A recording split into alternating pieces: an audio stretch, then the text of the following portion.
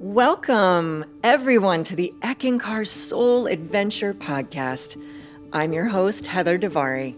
Now, get ready to raise your spiritual IQ because today we get to explore two of my favorite subjects, spirituality and animals. Yes, from our furry four-legged friends to feathered fowl, have you ever wondered how do animals fit into the spiritual scheme of life? If you have a pet, you already know the deep bond of love that can exist between humans and animals. The ECK teachings say this bond of love is possible because you are soul, an expression of divine love in a human body. But guess what? The ECK teachings also say animals are soul too, a particle of God sent here to gain spiritual experience. For this reason, divine spirit will reach out and touch them in just the same way that it reaches out and touches you. That's a quote from a fascinating book, Animals Are Souls Too by Sri Harold Klemp. He's the spiritual leader of ECKANKAR. Now, I bet for many of you, this statement is just confirmation of what you've already experienced. The unconditional, always happy, super cuddly love you get from your animal companions. That is an unmistakable soul-to-soul connection. And this love extends beyond house pets. Thanks to the internet, we've all seen the heart-to-heart connections between people and animals in the wild, which brings us to our story for today. Meet Susan Miller. She's a longtime student of ECKANKAR, resident of Minnesota, and a lover of animals. Well, most animals, as you'll see. Susan gave a talk at the Temple of Eck where she shared an experience with a grieving goose who receives a gift of divine healing and how their unlikely friendship helped her to open to more of God's love. Please enjoy this heartwarming goose tale. My husband and I live on a pond, and one morning several years ago, I woke up to the sound of screaming geese. And across the pond, this battle scene was taking place between two geese trying to protect their eggs from a fox. And the fox wanted the eggs, and the geese were just not cooperating. The female goose stayed by the nest while the male goose had his wings out, and he's trying to drive back this fox, and he's charging at him, but the fox is not going to give up. He comes back again and again and again. Finally, he found a way around the male goose, and all the eggs were lost.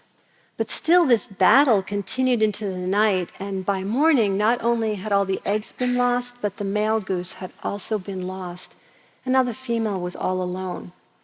And I watched her for days as she was just swimming alone in the pond, obviously in emotional pain. First her eggs are taken, then her mate, there's nothing left. And I was watching her from the bedroom window, and she saw me, and she started to climb up on the embankment, and then she sat on the edge of our lawn.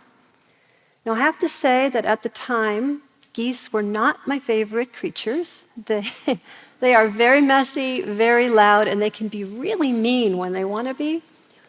So I really didn't want her on the lawn. But, I could tell that she had this intense sorrow. It was so strong, I couldn't really ignore it. So I knew she needed some kind of comfort and help. So I went out and I tried to feed her some corn, but she would not eat it. So inwardly, I just said to her, I know you're in pain, and if you need to be here for comfort, that's fine. You can stay as long as you'd like. But then I got this nudge to sing out loud this beautiful love song to God, Hugh, from my window. The Song of Hugh is actually a reflection of the God sound that flows through all of life, and because it's the living pulse of God, everything responds to this sacred sound. It not only attunes us to the ECK, it joins us all together in a bond of God's love. Hugh had been so healing in my own life, I thought, well, okay, maybe it would help her to hear it. Well, as soon as I started to sing, she immediately got up and she started to walk toward the window. And I was surprised, but I kept on singing, and she came all the way up to the window, and she stood there and she just tilted her little head, and she looked into my eyes, and she just stayed there. As long as I sang Hugh, she just listened. And as I was singing, I could feel this really special connection pass between us. It was like this sense of trust and understanding and compassion. We were just two souls meeting on the common ground of God's love at that moment.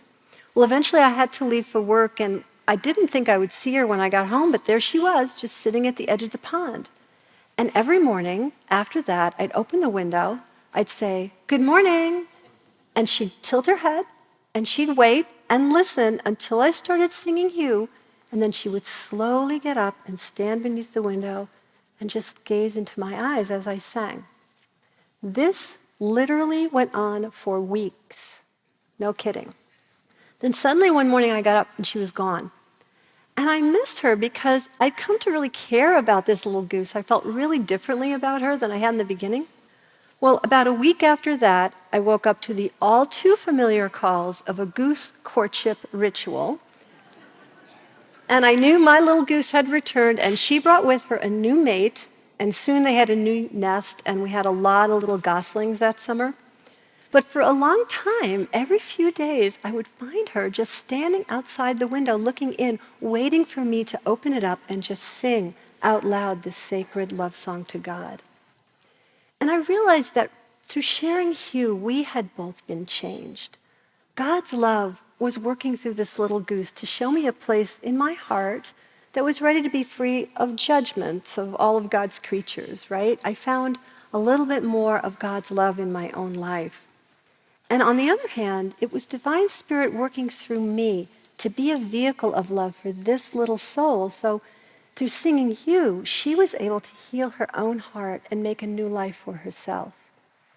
And this experience really showed me how Hugh really is the key to spiritual living.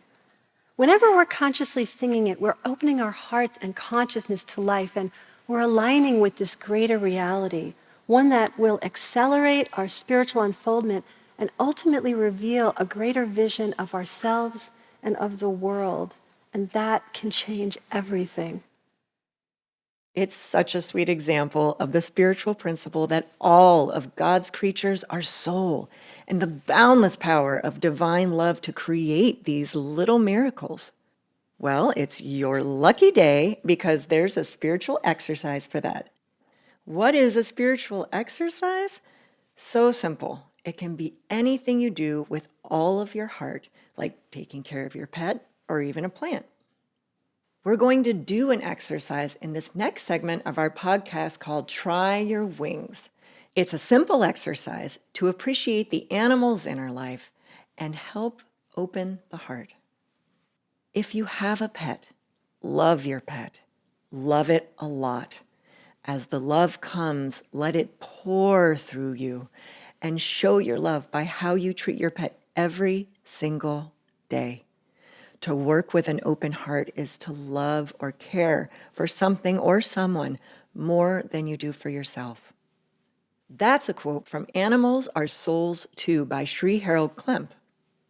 One of my favorite ways to open my heart is by singing Hugh. I do it every day, often with one of my kitties glued to my lap. Hugh is a sacred sound, an ancient mantra that belongs to all people, regardless of background. In her story, Susan called the Hugh the God sound that can attune us to divine love. You can also help expand your awareness of the everyday miracles happening around you, not just with animals, but in all areas of your life, like work, health, and relationships, human and otherwise. But don't take my word for it. Give it a go and find out for yourself. We're going to do a brief 1-minute Hugh song. Feel free to join in and see if it resonates with you. So get comfy if you can. Maybe think of a person or a pet that you love. Let's begin with another quote from Animals Are Souls Too, which says, "The law of love is the great principle of life. Its simplicity is amazing, for it's summed up in the statement, 'Soul exists because God loves it.' In other words, all life exists because God so wills it. This is the very foundation of life, the whole philosophy of ECKANKAR." You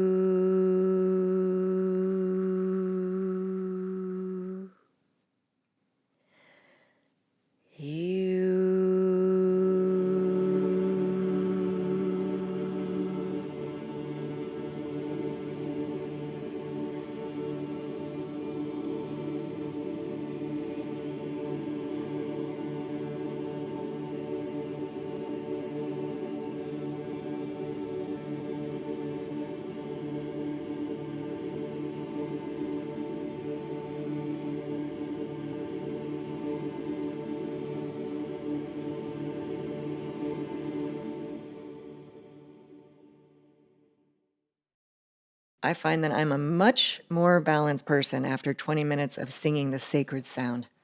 Hue is my number one tool to thrive and rise above my thoughts and emotions so I can see the events of my life from a higher perspective. And like anything, the more you practice, the better it gets. To keep my heart open throughout the day, I love the free Hue app. There's a 20-minute recording of thousands of people singing Hue, similar to the one you just heard. I usually listen or sing along. There's also easy instructions and a beautiful video called Miracles in Your Life. If you want more life-changing, spirit-charging exercises that can enhance your soul adventure, whatever it may be, check out ECKANKAR.org and the show notes for tons of free resources. And if you're craving more stories of love, companionship, and spiritual gifts from our animal friends, there's a link to the book Animals Are Souls Too, also in the show notes. Thank you so much for listening, and lots of love on your soul adventure.